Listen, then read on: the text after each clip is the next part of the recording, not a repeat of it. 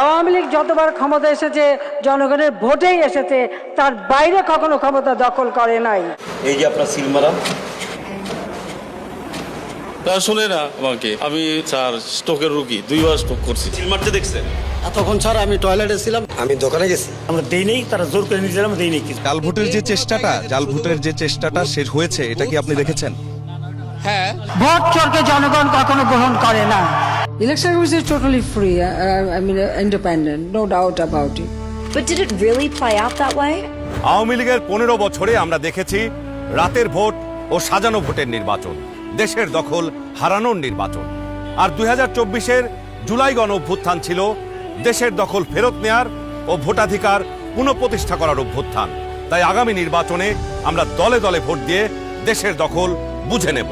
দেশের চাবি আমাদের হাতে।